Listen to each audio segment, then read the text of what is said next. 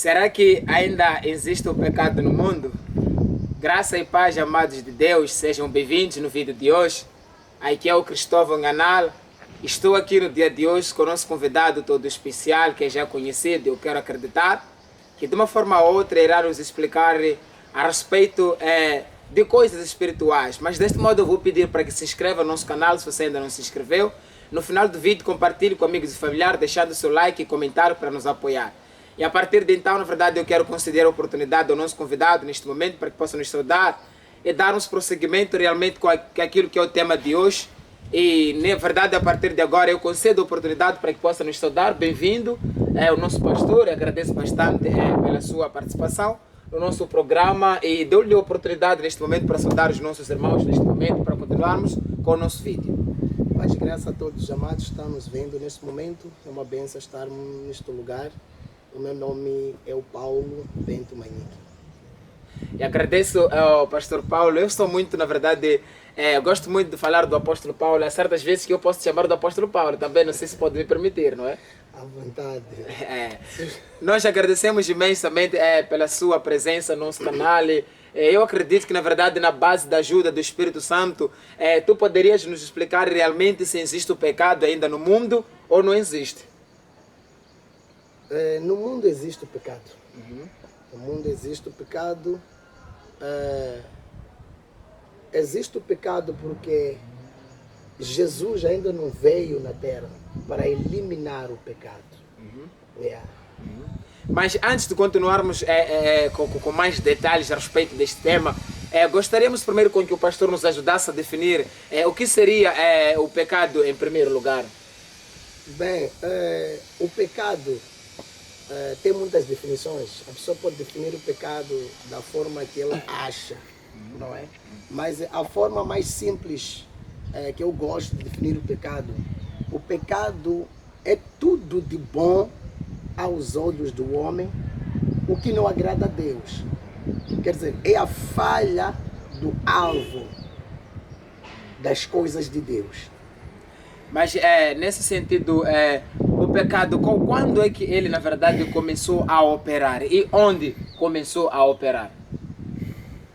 O pecado no mundo operou quando o diabo estava no jardim do Éden. Mas, princípio, vamos ver lá no céu. A Bíblia diz no livro do Apocalipse, capítulo de número 12, versículo número 7, diz que houve uma batalha no céu. Miguel e os seus anjos batalharam contra o dragão e não permaneceu e não se achou mais o seu lugar no céu e foi precipitado na terra. Quando nós olhamos também no livro de Lucas, capítulo de número 10, versículo de número 18, Jesus disse: eu vi Satanás a cair no céu como um raio.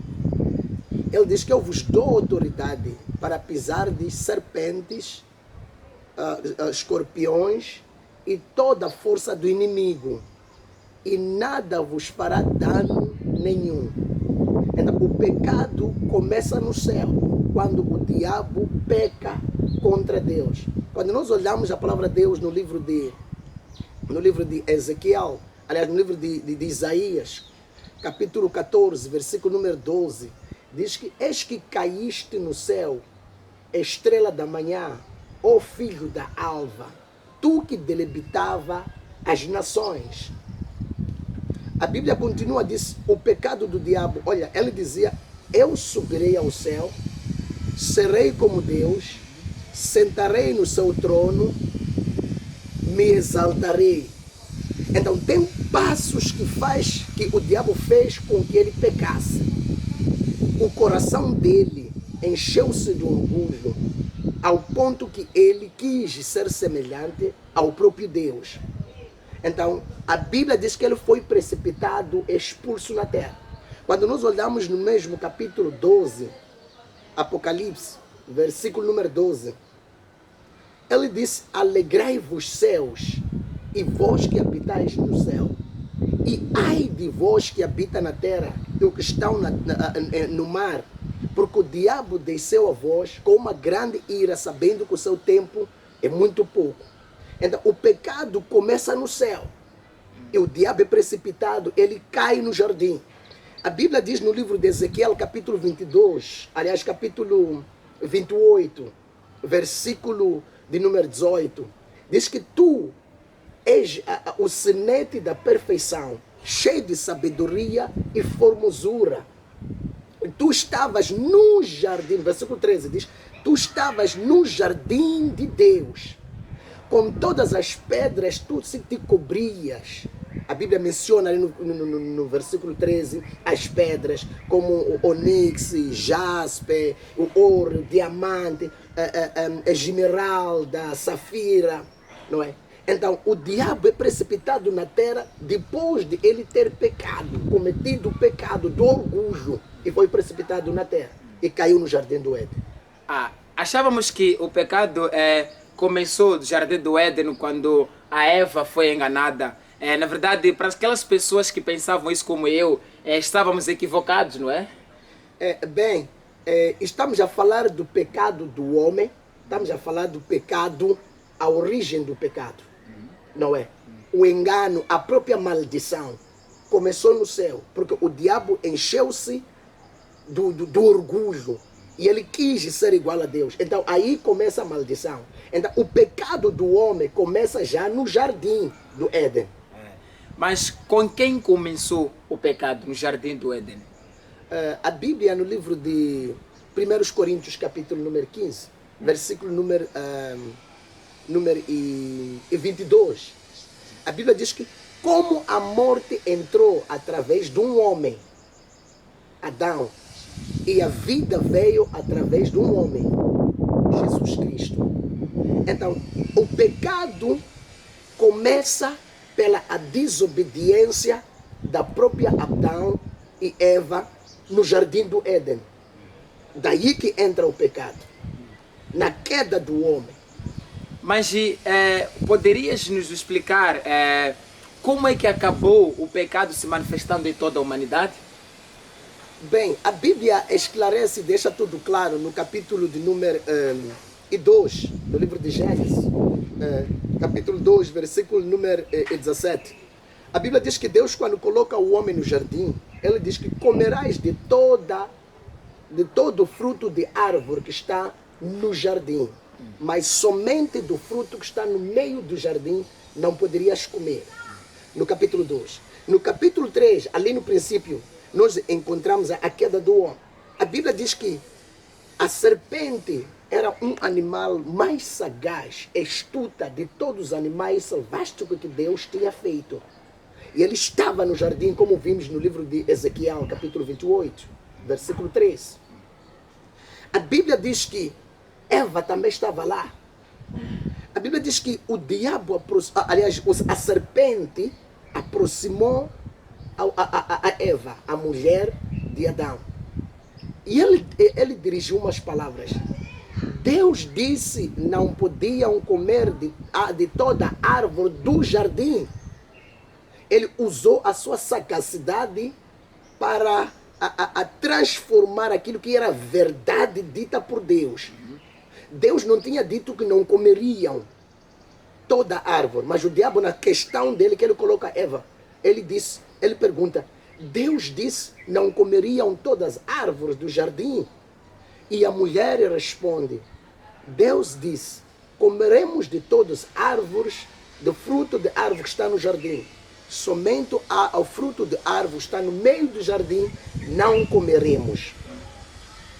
A partir deste ponto, a serpente, ele continua com sua sagacidade e diz que não morrerás. Deus sabe muito bem que o dia em que comerdes deste árvore, os seus olhos se abrirão e serão sábios como Deus, conhecendo o bem e o mal. Começa o pecado do homem já. A Bíblia diz que a mulher olhou, é o primeiro passo. Ele olhou para a fruta. É o segundo passo. A Bíblia diz que desejou, levantou um desejo, o pecado do homem. Levantou um desejo dentro da mulher.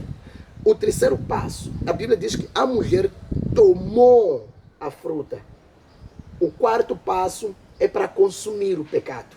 e ele comeu e consumiu o próprio pecado. A Bíblia diz que depois de ter feito isso, descobriu que estava nu. Ora, e deu o seu marido também. E descobriram que estavam nus. E fizeram umas folhas de figueiras para tapar os seus próprios rolos, os seus próprios corpos. Não é? Então, a Bíblia diz que assim entrou o pecado, pela desobediência do homem à palavra de Deus. Então, isso acabou afetando quase toda a humanidade. É verdade. Mas a respeito dessas coisas, alguma coisa o pastor acaba de nos dizer a respeito do pecado, exatamente. Quando o pastor no princípio dizia que o pecado ainda existe no mundo, porque Cristo Jesus ainda não voltou, isso nos prova que simplesmente nós sairemos do pecado assim que Jesus voltar para arrebatar a igreja. É exatamente isso. Mas quando olhamos para a profecia do Isaías, seu capítulo 53, do verso 1 em diante, a Bíblia nos mostra que o Filho de Deus, ele na verdade foi oprimido, foi moído pelas nossas transgressões. E quando olhamos também para Romanos, capítulo 6, que se a memória não me engano, seu versículo 23, vamos perceber onde o apóstolo Paulo vai dizer que porque o salário do pecado é a morte. E quando eu paro para olhar para essas dois versículos dos livros que eu acabo de fazer menção, eu acabo percebendo que quando se fala do salário do pecado e que é a morte, eu consigo perceber que Jesus, ele morreu. E Jesus morreu através do quê? Do pecado. E lá no Isaías 53, a Bíblia nos prova que também ele foi moído pelas nossas transgressões. Razão pela qual tu, pastor, poderias aqui nos explicar se Jesus Cristo, quando ele entregou-se na cruz, não carregou o pecado do homem? A Bíblia está clara mais uma vez nessa parte. A Bíblia diz no livro de Isaías, capítulo 53, versículo 4, ele carregou sobre ele todas as nossas enfermidades. Ele carregou sobre ele todas as nossas dores. Ele carregou toda a nossa culpa. A morte de Cristo era para carregar a culpa. O pecado existe no mundo até hoje, porque Jesus ainda não voltou para aniquilar toda a obra do próprio pecado neste mundo. Quando nós olhamos a palavra de Deus no livro de João capítulo 3, versículo de número 14, a Bíblia diz que como Moisés levantou a serpente no deserto, convém com que Cristo seja levantado, para que todo quando nele crê seja salvo, não é? Para que tenha vida eterna. O versículo 16 diz que porque Deus amou o mundo de tal maneira que deu o seu Filho unigênito, para que todo quando nele crê não pereça, mas tenha a vida eterna. 16 diz, Deus não mandou o seu Filho para que possa condenar o mundo, mas para que o mundo seja salvo por ele. Mas 17 diz, ou 18, ele diz, quem crê nele é salvo, mas quem não crê nele já está condenado, porque não crê no Filho unigênito de Deus. 19 diz, o julgamento é esse, porque a luz veio ao mundo, mas os homens amaram as trevas, porque as suas obras eram maus. Então, enquanto Jesus não veio para aniquilar a obra das trevas, nós temos que ter toda a certeza que o pecado ainda está neste terra. Quando nós olhamos também mais uma vez no livro de 1 Coríntios, capítulo número 15, versículo de número 54, diz que tragada foi a morte. Ele diz que, ó morte, onde é que está a tua aguilhão? Ó morte, onde é que está a tua vitória? Ele diz que a aguilhão da morte é o pecado. E a força do pecado é a lei. Por isso Jesus veio para aniquilar as obras do pecado, a obra da lei. Então, enquanto Jesus não voltou na terra para restaurar este mundo, o mundo ainda jaze no maligno, jaze no pecado. Conforme a Bíblia em Pedro diz, o mundo jaze no maligno, jaze no pecado. Pois nós somos um povo escolhido no meio de uma geração corrompida. Eu quero agradecer bastante por essa explicação. Mas existe uma parte onde acho que o apóstolo João que disse num dos seus livros, numa das suas epístolas, o apóstolo João vai dizer que a obra do Senhor foi completa.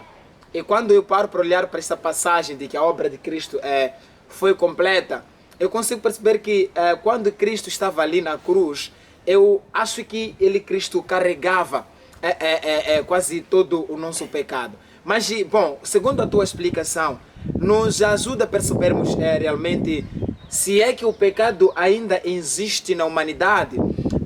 Como é que alguém pode vir a perceber que, na verdade, está debaixo do pecado?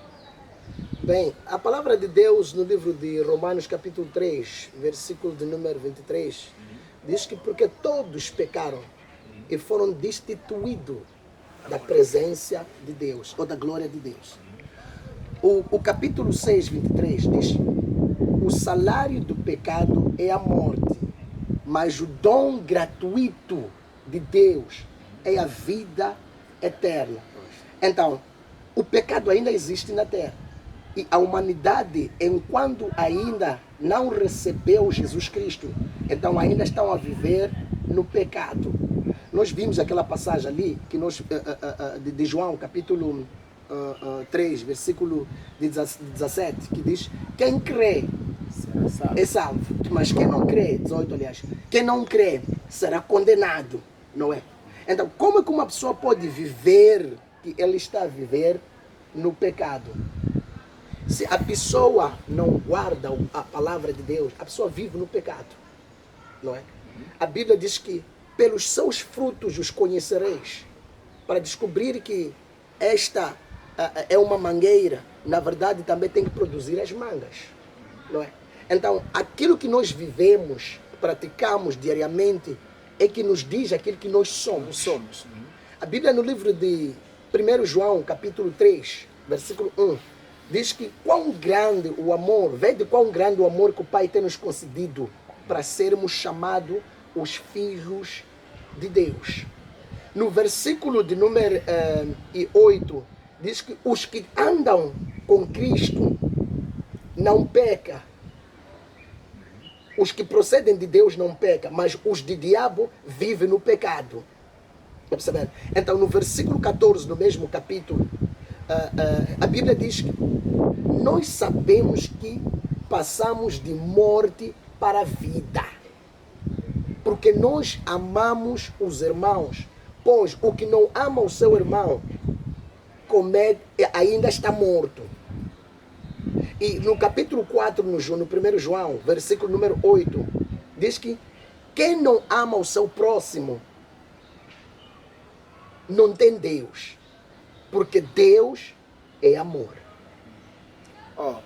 Mas a respeito dessas coisas, pastor, será que existe grande pecado ou pecado pequeno na vida de alguém? Bem, a Bíblia Sagrada não fala de pecadinho nem pecadão. Então não vamos nos enganar, dizer que tem pecadinho, tem pecadão. O pecado é pecado. Se roubou sal é pecado. Se roubou açúcar é pecado. Se roubou arroz ou matou alguém, a Bíblia considera tudo pecado. Tem o mesmo peso. Exatamente isso. Bom, a respeito dessas questões, o pastor Paulo, que está aqui conosco a nos explicar acerca do pecado, se ainda existe no mundo ou não, vou pedir para que, na verdade, se você tem alguma questão também, poderá deixar também aí nos comentários, com mais detalhe nós poderemos trazer aqui a resposta. Mas bom, pastor Paulo, quando alguém for a descobrir que está, na verdade, debaixo do pecado, para o que é que essa pessoa precisa fazer para poder santificar-se daquele pecado?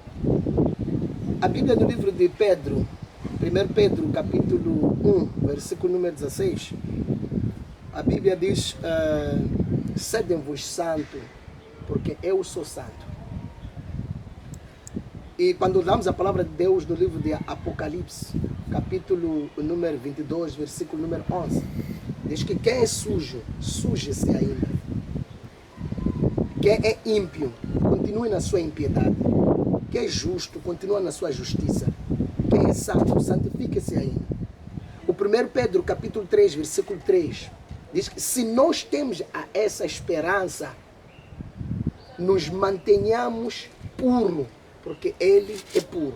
Então, tudo quando o homem precisa para manter-se fora do pecado é a santidade. A Bíblia diz no livro de Romanos, capítulo 12, versículo de número 1: rogo-vos, irmãos, que apresenteis os vossos corpos como sacrifício vivo e cheiro agradável na presença de Deus. Então, um ser humano, para estar fora do pecado, precisa de aceitar Jesus Cristo como Senhor e Salvador da sua vida. Porque no livro de 1 Timóteo, capítulo 2, versículo de número 4, diz que a vontade de Deus é que todo homem seja salvo e chegue ao pleno conhecimento de Deus. Esta é a vontade, é o desejo do nosso Deus. Então, Deus veio para aniquilar toda obra obscura e para salvar o perdido, para que possa ter o acesso da entrada do próprio reino do céu. Bom, pastor, a respeito do livro de João, capítulo 16, seu versículo 9, quando Jesus Cristo diz que do pecado porque não crê em mim, o que é que exatamente aqui a palavra de Deus nos quer ensinar? Será que simplesmente o pecado que existe no mundo é quando alguém nega Cristo como Senhor e Salvador? E quando alguém volta a beber, será que não está no pecado? Quando alguém volta a matar, será que não está no pecado? Ou exatamente o que é que a palavra de Cristo aqui nos ensina? Jesus, neste capítulo 16, estava a falar acerca do Espírito Santo. Porque Jesus ia para o Pai. Então ele disse: olha, enviarei o Espírito Santo. Não é? Então ele diz que o Espírito Santo vos ensinará todas as coisas quando eu vos falei, e convencerá o mundo também do pecado, porque eu vou para o Pai, não é? Então, o Espírito Santo é Ele que nos mostra que estamos a errar ou estamos a fazer o que é certo. O Espírito Santo. Olha só, o pecado reside no coração do homem, vive no coração do homem. Quando nós olhamos a palavra de Deus no livro de Jeremias, capítulo de número 17, versículo 9, a palavra de Deus diz: enganoso é o coração, a quem o conhecerá? No versículo 10 diz que eu, Deus, esquadrinho, conheço os corações e esquadrinho os corações, os pensamentos, segundo o homem, segundo o que lhe proceder para lhe dar os seus frutos. Então, o que Jesus estava a dizer, que o Espírito Santo convencerá o mundo do pecado. A pessoa, antes de pecar, o Espírito Santo lhe fala. Existe alguém no interior que diz: não faça isso, isso está errado. E a pessoa proceder, continuar, porque o Espírito Santo não fala muito, só fala pouco. Quem fala muito é o próprio diabo. Muito obrigado ao pastor Paulo. Mas nesse sentido, será que o pecado tem a sua consequência? O pecado tem a sua própria consequência. A Bíblia diz que o salário do pecado é a morte. E o dom gratuito de Deus é a vida eterna. Então, as pessoas que não têm Jesus, que não aceitam Jesus Cristo como Senhor e Salvador das suas vidas, eles estão perdidos. Porque a Bíblia fala que Jesus é o nome que está acima de todos os nomes. Quando olhamos no capítulo 12, no Apocalipse 22, ele diz que: eis que cedo venho do meu galardão para dar a cada um segundo as suas obras. Ele diz que bem-aventurados que lavam suas vestiduras com sangue do Cordeiro, para assistir à árvore da vida. Ele diz que ficarão fora, que é a consequência do pecado. No versículo 15, os feiticeiros, os idólatras e os assassinos e todos que cometem a mentira. 16 diz: eu Jesus, é que mandei o meu anjo para testemunhar essas coisas para a igreja. Eu sou a estrela, eu sou a raiz de Davi, a geração de Davi, a estrela da manhã. No versículo 17 diz que o Espírito e a igreja dizem: vem. E quem ouve, diga: vem. E que quem tem sede, venha. E quem quiser, o que me agrada nesse versículo aí no fim, diz que quem quiser, receba de graça as águas da vida. Jesus é a água da vida. Jesus é a luz do mundo. Quando diz ali no livro de João, capítulo 9, versículo 5, diz: enquanto eu estou no mundo, eu sou a luz do mundo. Mas voltando no Apocalipse, ele diz, quem quiser. Jesus não obriga ninguém para que lhe ame, porque Jesus deu o livre árbitro a cada um de nós. A liberdade da escolha. A pessoa escolhe o que quiser. Por isso, comparando a igreja com as discotecas, com as barracas, tu vais encontrar que está cheio as barracas. As discotecas estão cheias. Mas na igreja vamos encontrar um pouco povo. Por quê? Porque as pessoas escolhem as trevas do que escolherem a luz. Mas nesse sentido, homem de Deus, tu poderias nos dar exemplo de alguns homens de Deus ou a própria história bíblica de homens que tiveram consequências por terem vivido debaixo do pecado? Eu até então só tenho experiência do Sansão. Não sei se você tem outros exemplos. Bem, há muitos homens na Bíblia, de fato, que viveram embaixo do pecado, se desviaram da presença de Deus, e o resultado deles, os que não se arrependeram, eles tiveram a morte, não é? Então, aqueles que se arrependeram também voltaram para os braços do Pai. Falando de Sansão, claro, recebeu o pecado, mas há uma passagem que me agrada no mesmo livro de Juízes, capítulo 16, aonde que Sansão ele faz uma oração. Ele diz, Senhor, faça-me eu me vingar contra os meus inimigos, ao menos me vingar de um dos meus olhos. Então ele faz uma oração, mostra que Sansão voltou para Deus. Falamos de Salomão, filho de Davi. Davi falou muito com Salomão quando andamos no livro de 1 Crônicas, capítulo 28, versículo de número 9. É um aviso de Davi para o filho, mas o filho se desviou por se meter com muitas mulheres. A Bíblia diz que teve 1000 mulheres, não é? Então, Davi. O Salomão, e que ele desviou da presença de Deus. Mas o que me agrada de Salomão, no seu livro de Eclesiastes, capítulo 12, lá no fim, ele diz que em todas as coisas temem o Senhor, o Deus Todo-Poderoso, porque Ele é o Criador e é o dono de todas as coisas. Então, isso me deixa entender que Salomão, ele terminou a sua vida na presença de Deus. Muito obrigado. Isso para nos dizer que quando alguém descobre que está debaixo do leito do pecado, a coisa que a pessoa precisa fazer é percorrer diante do altar de Deus, não é? Se arrepender, pedir perdão a Deus, porque Jesus, os seus braços ainda estão abertos para receber. No livro de Isaías, capítulo 65, versículo 1, diz que eu estendi as minhas mãos para um povo maldizente, rebeldes. Eu fui buscado daquele que não me achava, mas para o meu povo fui rejeitado. Então há quem diga que Cristo veio e morreu por nós e nos salvou e nos tirou do pecado. Mas nesse sentido, o homem de Deus nos diria que assim que Cristo morreu por nós, há necessidade de nós vivermos debaixo do pecado porque Cristo morreu por nós? Bem,